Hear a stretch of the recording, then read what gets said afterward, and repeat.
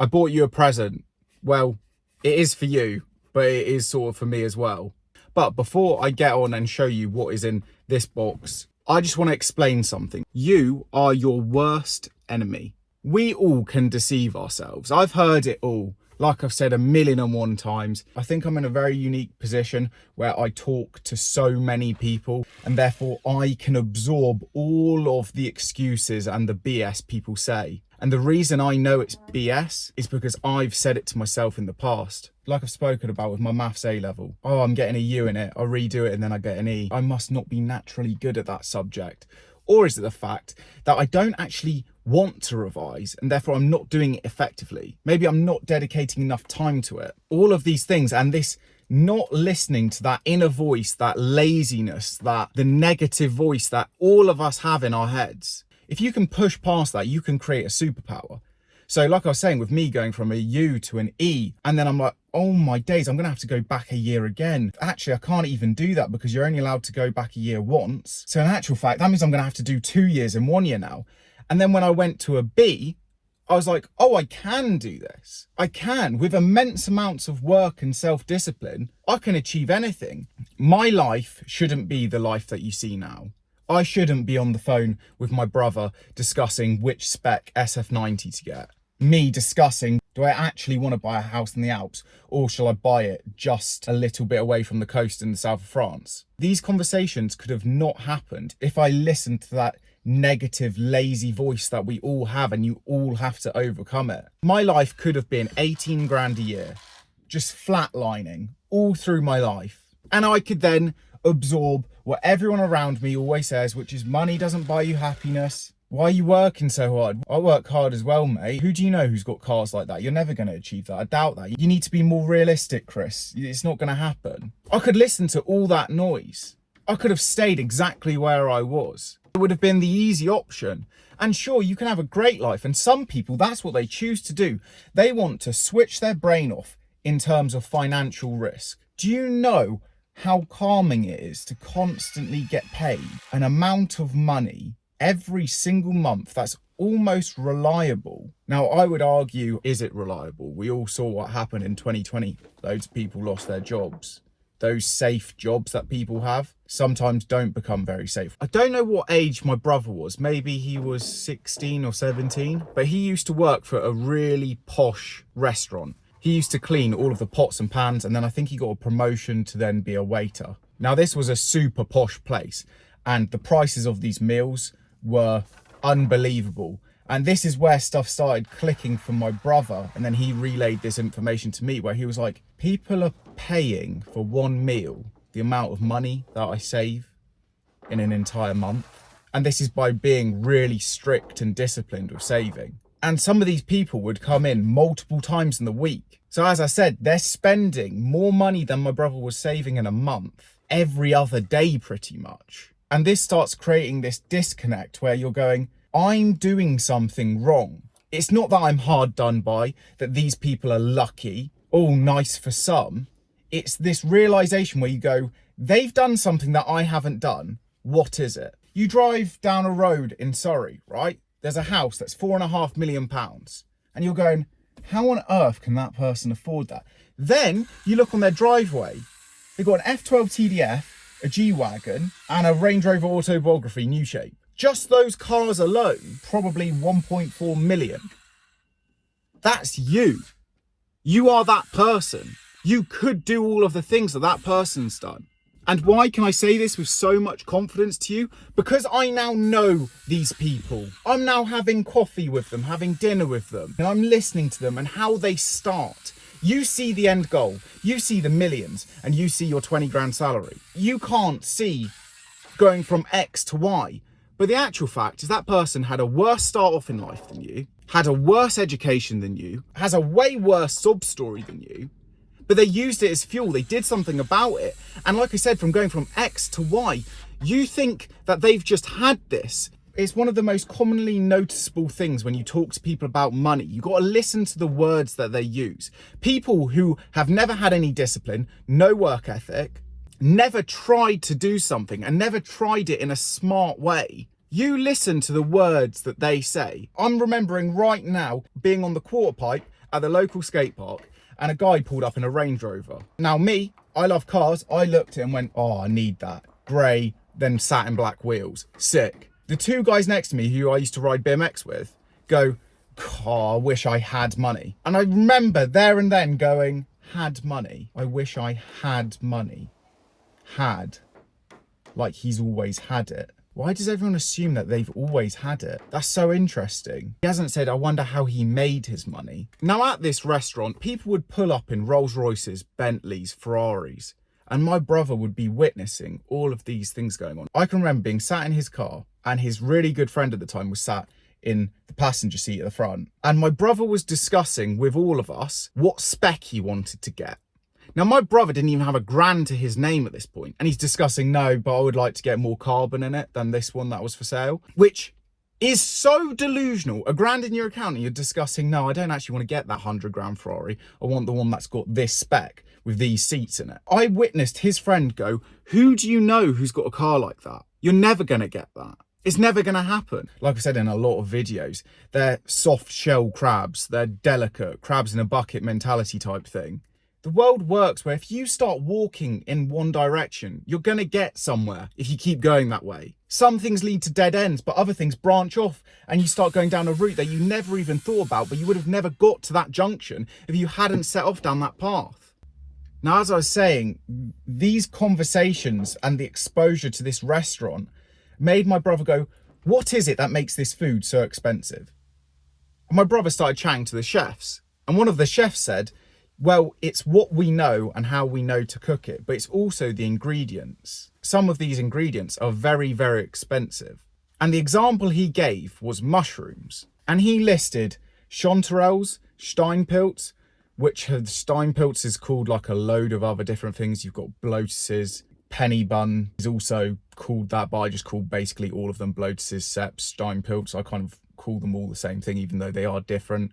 Then you've got amethyst mushrooms, cauliflower mushrooms, chicken in the woods, hedgehog mushrooms. You've got so many of these ingredients that are grown wild and they're quite rare to find. And obviously with things that are rare and scarce, there's a premium for it. So the prices for some of these wild mushrooms are mad. Now my brother, listening to this, along with all the other waiters, the cooks, the cleaners, they all heard this information. But what differentiated my brother to the rest of these people? Well, instead of getting home that night, putting the TV on and just distracting your life to try and escape the boredom that his life was at that time, he goes to me, Chris, I've just found out all of this. We need to get involved in this. And I go, what, how? I don't know anything about this. Like, what is mushroom? Like what, just normal mushrooms that you get from a shop? And he goes, no, it's not that at all. These are like weird mushrooms that are very rare. And then if you can get into the whole truffle world, I mean, that's a mad amount of money. Now, I hope what you're starting to realize is with hearing the same information, there's a difference between what my brother did and all the other people. Everyone else just gets on, oh, cool.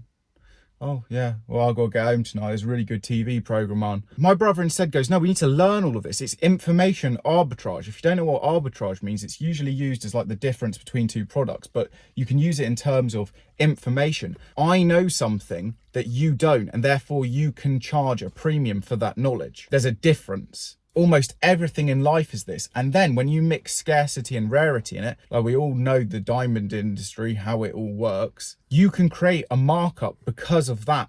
Now, my brother and me sat down and we learned everything about these mushrooms. You can buy books. You can learn anything for free on the internet. You can watch YouTube videos.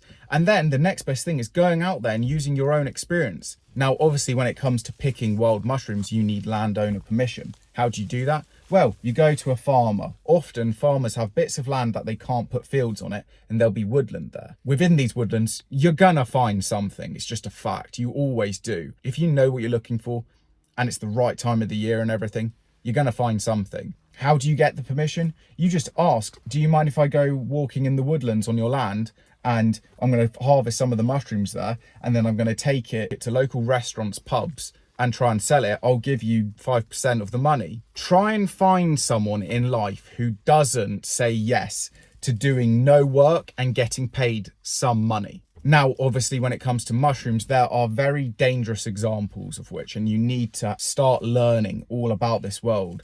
It's a bit of a rabbit hole, to be honest. There's so much to learn, and I'd highly recommend, instead of going to the pub, getting McDonald's, all of these things, just put some of that money to the side and go pay someone to show you what to look for. There's services out there all around the world that can do this. And remember what I told you in a previous video about my friend who went and collected mistletoe in France, brought it back to England, sold it to rich people, would be making 20-ish thousand in a month.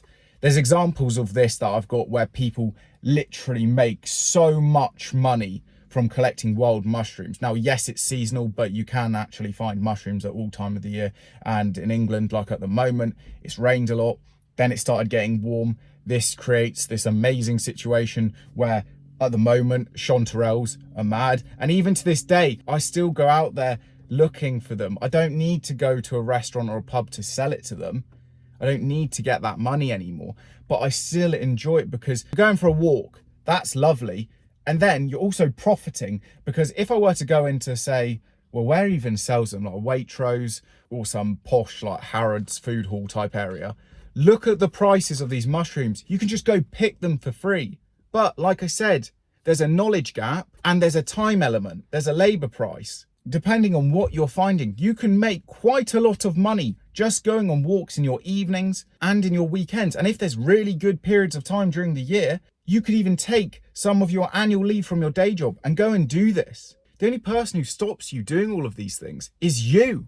Like I said, my brother was in that kitchen. Everyone heard that information, but my brother and me are the only two who went and did this. That's what separates you from the herd, is the person who, instead of just talking about it. We all know people. There's someone who's going to be watching this video right now. It's been 7 years. You are sat in exactly the same position as you were 7 years ago. You whinge, you complain, you tell all of us that you're going to do something about it, that you're going to change this and that, but you haven't yet. And now that puts us in a really harsh position with you, where when you start talking, we all stop listening to you. You've never followed through with anything. One of the best compliments I've ever been given was by my friend's sister. She goes to me, I'd known her at this point for what, 10-ish years? And she goes to me, you've never not achieved anything you've said. And I went, what do you mean? She goes, no, like, actually think about it, Chris. I've known you for a very long time and you've just done everything you said you were going to do. Everything. And I went, yeah, well, I just don't really give up until I achieve something. She goes, yeah, exactly. That's not normal. You say that you're going to start going for more walks. You're going to eat healthier. You're going to buy a pull-up bar, start getting your fitness together. You're going to go to bed earlier. You're going to stop scrolling on social media as much. You say all of these things, but you never follow through with any of it. Around 2015, 2016, I realized that, oh, I'm actually progressing. I want to start filming and showing people so people can be inspired and go, he's doing all of this stuff. I want to do that as well. Oh, it's someone else is like me out there. There's another person who's got the similar mindset and the similar goals, ambition. And the fact that I realized all of this stuff at a very young age, I was unrelatable to the 99% of people around me. I had friends say bizarre things to me when I started really working hard. I had a girlfriend who said equally odd things, and you never forget these people's words because it always sticks in your mind, because you, as someone who's aspiring and trying to go for it in life, I've never found myself not being positive to someone. I get messages every single day on Instagram, always have in the back of my mind, I remember how little support is needed to make someone feel believed in.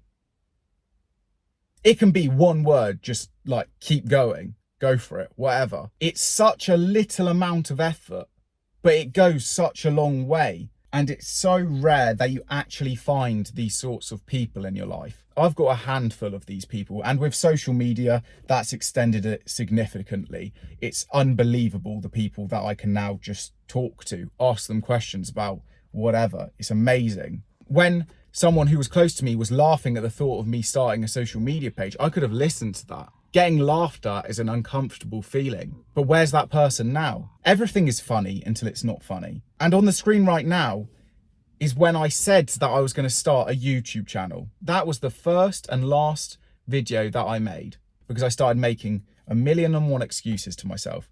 I don't have the camera. I don't have the time to edit. I don't know how to edit. There's such a steep learning curve with things that it can actually put you off of things. And I can understand it. That's why I can talk so bluntly about these things, is I understand all of the excuses, the justifications for whatever that's going on in your life. I get it. I know people who have said the exact same things, but there's no story in that. That's just a full stop. The difference between success and failure is just one more attempt. And for me, it was, like I said, 5 years after that point where I went, no, I'm actually going to start doing this. I'm not going to make an excuse. I just need to start filming. So I go, okay, well, I need to buy a camera. No, I don't need to buy a camera. I don't. I've got a phone. It's got a camera on it. I've got a laptop. Let's just start. Use what you got. And that is what every single video you have watched is all filmed on iPhones. Like my entire Instagram, 150,000 people on there. That is all iPhone. There's no posh camera or anything. Massive thank you to 2 people, okay? I don't know these people. They don't owe me anything. Alex and James Matthew Media. These 2 people, right? They don't know me. They don't owe me anything. But every single time I've messaged them a question about cameras or this and that, they've always replied. People in life are nice and they want you to succeed, but those people need to be on their own journey. It's the people who are standing still, who comment the most, bicker, say this and that. It's the people who have benchmarked. They say nasty things. They try to pull other people down. Like I say, they're soft shell crabs. They're crabs in a bucket. I'm sure a lot of you right now, you can think, that person in my friendship group's exactly like that. Be nice, be civil, but always have in the back of your mind that that person is that. If, like, for example, some of my colleagues that I used to work with, right, I noticed very early on with them that whoever went on holiday is the person that they all talked about, they're all nasty about. But then as soon as that person comes back, it's like, oh, how was your holiday, mate? Oh yeah, no, did you enjoy going to Verbier? Oh, was it great? Oh, nice, mate. Mate, oh yeah, no, we missed you, yeah. As soon as that person leaves, slated, rinsed, the lot of them. It's so superficial. And then obviously you go, okay, well, what do you think happens when I leave? The exact same thing will happen. It's just superficial, fake stuff. People fascinate me. I find it so interesting. I also find it so interesting that it doesn't matter if I'm talking to some singer, a footballer, some developer, some business owner, some billionaire, or somebody who literally makes 1,500 quid a month in a bakery in the south of France. Every single person has similar stories with the resistance that you're going to get. It makes me so happy. That sort of confirmation and knowing that I wasn't the only one experiencing this stuff, and that's what social media made me realize. You're not alone with becoming your definition of success. Like, there's this woman who messaged me. She messaged me when I hit around like 11,000 on Instagram. And she goes to me, everything you just said on your story then resonated with me to the point that I basically haven't stopped thinking about it all afternoon. I experienced so much resistance when she was creating, maybe I won't say what it was, but it was a business. And she goes to me, I experienced everything you were talking about. It was 15 years for her. She could have made any excuse along that way. Fast forward to today, and she's in the Italian Alps. She dailies 2 cars, Range Rover Sport, and she's got a Ferrari 488. Pretty much all she does now is hangs around with her friends, going from this place in Europe to this place in Europe, starting any other business she wants, because what you start to find out about entrepreneurs is it's a really enjoyable process being bad at something and then getting good. And I can only give you the example for me with filming videos now. My first things on Instagram and on YouTube were awful, but my only goal is to try and make each video a little bit better than the last one. That leads me to this, which is possibly the biggest investment that I've made on social media, because, well, as I've said, I've only ever used my phone. The one thing that I'm finding extremely difficult is it rains a lot in England. Every single time that I've been at the Tiny House Project, there's been ridiculous winds and it's been chucking it down.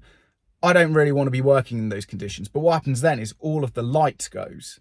Now, I think the ISO on an iPhone is like 10-ish thousand, which, if you don't know what ISO is, it's the sensitivity to light. The higher the number, the more sensitive the sensor is to light, I think. I see things And as soon as I get my phone to take a video of it, the quality just deteriorates so much, especially when you're in like a woodland area and you don't have much light. Do find the iPhone struggles. I can remember being on the London project. I'd be walking around the house with an extension lead and then holding like a legit size LED light just to try and give you lot more light in the videos. The reason for me buying this is completely a time aspect.